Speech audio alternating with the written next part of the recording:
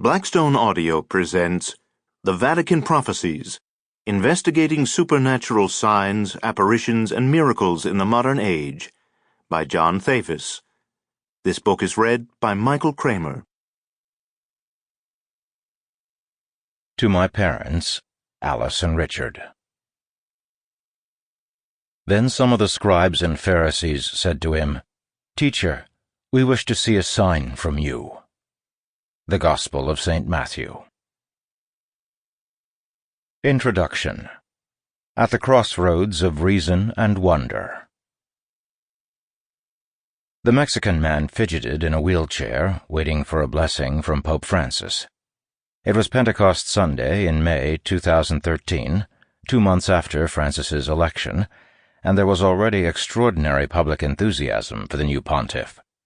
The Pope's down-to-earth and unpredictable style had captured the world's attention, and TV cameras followed his every move. Like his predecessors, Francis ended his liturgies by personally greeting a line of the sick and their caregivers. On this day they had assembled in a shaded corner of St. Peter's Square. Among them were pilgrims with cancer, cerebral palsy, multiple sclerosis, muscular dystrophy, and other serious infirmities. The young man from Mexico, Angel V., did not suffer from any common illness or disability, however. He was convinced that he was possessed by the devil. For years, exorcists in Rome had tried unsuccessfully to cast out his demons. One of them believed that Angel was possessed by no fewer than 4 evil spirits.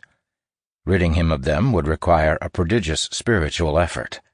But where ordinary exorcists had failed, perhaps a pope could succeed, especially a pope like Francis, who in his first weeks had shocked listeners by describing the devil as a real force in the modern world and warning Christians to guard against Satan's cunning ways. After repeated attempts, Angel's clerical friends in Rome had finally received permission to bring him to the papal mass. For the Vatican, he was just one more sick person in a wheelchair.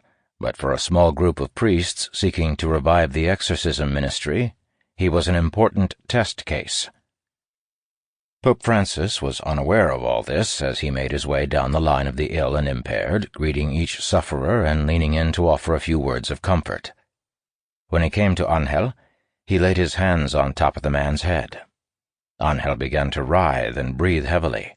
His mouth opened wide, emitting a strange howling sound, and then he slumped in his chair. Vatican security guards quickly blocked the view of the professional photographers who were present and moved the Pope along. Had Pope Francis just performed it? Sample complete. Ready to continue?